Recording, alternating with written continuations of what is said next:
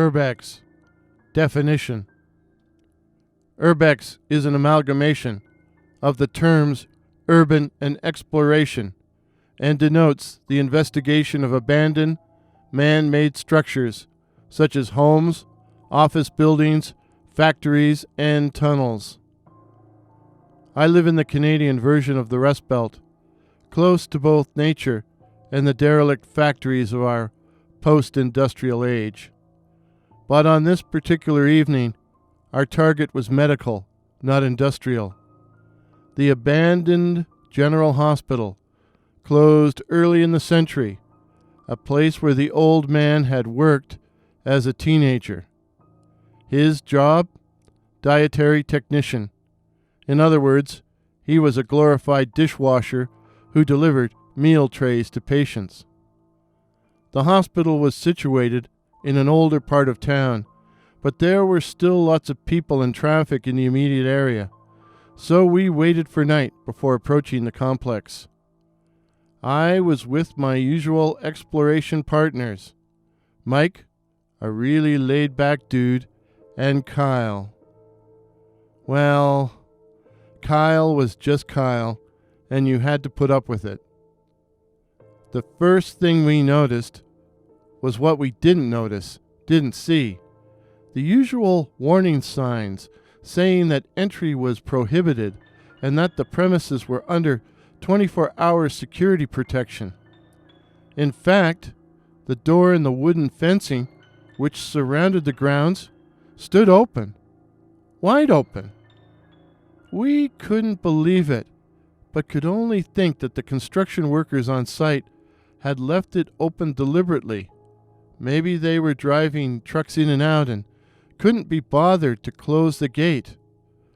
Of course, they might be open if security was on site doing a perimeter check. So we waited as the darkness took control, but after 15 minutes, we concluded that no one was there and that the gate was simply open for whatever reason. And it was time to commence exploring. We went up first to the roof to take in the view. A full devil's moon hung overhead as we looked down at the older section of town and took a little video. And then we began exploring the vacant rooms on the top floor. Everything, all the furnishings, had been removed, leaving just the 4 bare walls. In the first room we entered, we found a couple of empty Mickey bottles and graffiti, the usual F-bombs and anatomical drawings. High school kids behaving badly. The next room, however, was different and gave us pause. The bare white walls had been smeared with dull brown stuff, which prompted Mike to ask, "Is that blood?" "It's more likely feces," Kyle remarked in his usual truculent manner. Someone had drawn a pentagram on the floor with chalk, and there were the remains of several gutted candles, as well as a few empty and broken wine bottles. "I don't like this," Mike said. Truth was, neither did I. Kyle scoffed. "Can't you guys see you're being pranked? This whole thing looks like something out of a bad horror movie, unless the shit was smeared by some hobo." "I still don't like it," Mike said. Don't be such a pussy." While I tended to agree with Kyle that it was probably a prank, I understood Mike's apprehensions. What kind of creeps would fabricate such a scene? And did we want to risk meeting them? Or the people that would rub blood or crap on a wall? I also found the lack of security troubling. We usually had to dodge them to enter a site. But not this time. It was too easy. In the end, we agreed to continue, and the whole thing turned into a massive yawn. All the lower floors were pretty much deserted, pretty much vacant, although we did find the remains of more youthful parties and further evidence that some squatters had tried camping out in the building. We reached the ground floor, taking some pictures and video, but as I said, there wasn't much of interest to see. Mike was for leaving then, but Kyle wanted to descend into the basement. "I'm not leaving before I see something good," he said. Turning to me, he added, "Your old man used to work here. What's down there?" "The kitchen, the dish room with the big Hobart dishwasher, locker rooms." "Anything else?" "The morgue." I should have kept my mouth shut, for once Kyle knew that, we had to go down and explore it. It was pitch dark as we groped our way slowly down the stairs. When we got to the bottom, Kyle asked, "Which way to the icebox?" "Huh?" "The morgue, dumbass." I had a general idea as to the layout of the basement, and so a general idea of where the morgue was. Not that I was going to share it with Kyle. Like Mike, I was creeped out and wanted to call it a night. "I think it was over in the back corner," I answered, keeping it vague. "But you're not going to see anything. Any equipment there, they would have pulled out long ago." "Well, I'm going to have a look," Kyle said, heading off, leaving Mike and I no choice but to follow. First rule of urban exploration: stick together. We groped our way along a darkened corridor and came abreast of a large open area of scattered tables and chairs, the basement cafeteria. So we had to check out the kitchen area, and son of a bitch, all the equipment appeared to be there. Dusty, cobwebbed, but there. Even my old man's legendary Hobart dishwasher was there. "Now, try to tell me we won't find anything in the morgue," Kyle crowed. "Who knows? Maybe we'll even find a stiff." We continued to fumble our way down the pitch-black hallway, our flashlights casting weird shadows which shifted, moved, and vanished. Suddenly Mike stiffened. "What's that?" he whispered. We turned, but all we could see was a dirty but empty corridor filled with dancing shadows. "What?" I asked. "I thought I saw someone looking out from that room," he said, pointing with his flashlight towards an open doorway partway down the hall. "What was it?" Kyle demanded, annoyed because he thought Mike was chickening out. "I didn't really see anything," Mike answered, his voice rising into a whine. "Just a flash of white, eh?" "Shit, your eyes are just playing tricks on you," Kyle concluded. We found it at the end of the corridor. There was even a sign above the metal door. "Morgue." The metal door didn't creak.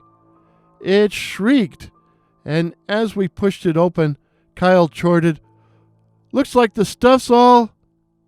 And he stopped dead in the middle of his sentence. We stood facing a metal examining table on which lay a body, the uniformed body of a security guard, who appeared to be very dead. For once, Kyle was speechless, but Mike had to ask, Is he? I was saved having to answer by the pounding. At first, it was just one loud bang, as if a giant hand had smacked one of the black metal cabinets along the back wall, the drawers they put the stiffs in. One bang would have been bad enough, but then they all started banging, the sound overlapping in a clanging metal cacophony in which we had to yell to be heard. Not that we had anything intelligent to say other than, "What the fuck?" Mike turned to run, only to scream. I looked over his shoulder. In the middle of the hallway stood a woman wearing a white hospital gown. I shone my torch on her, and as I did, she raised her head to reveal 2 black eyes and a mouth grinning in a rictus of death. And then she charged. We jumped back into the room, just as all the cabinet drawers opened, and the stiffs inside sat up. The stiffs sat up and howled. I don't really know what happened next, just that I started running. I physically plowed into the woman in white, which felt like running through a million dusty cobwebs, and then I was free and running. When I made it outside, I saw a security vehicle, but no sign of a guard. Or was that him in the morgue? Eventually, Mike joined me. Where's Kyle? I sputtered. Isn't he with you? Mike said between deep, gulping breaths. He wasn't. We waited. But after 10 minutes, it was obvious he wasn't coming out. Think they got him? Mike asked. Dunno. We gotta go back for him. Sorry, Mike said, turning so he wasn't looking at me. No way I'm going back in there. In the end, I did. I stood at the top of the stairs, leading down into the darkened basement, and called, Kyle! Kyle! And heard him screaming, Help me! Help me! I am down here! Help me! So I went down, right? Right? Nope. We called the cops from a payphone outside Tim Hortons and reported a dead body in the old hospital. Next day, the news reported the discovery of the security guard's body in his security vehicle, a middle-aged man dead of a heart attack. Kyle has never been found, and a week later, Mike disappeared, and I started walking in my sleep. I dream Kyle and Mike are calling to me and waiting for me at the top of the stairs, waiting for me so they can take me down into the dark basement and to the morgue with the others. The other night, I woke up, fully dressed, standing just outside the abandoned hospital in the dark. So soon, I too will disappear. I have only one final request. I want top drawer.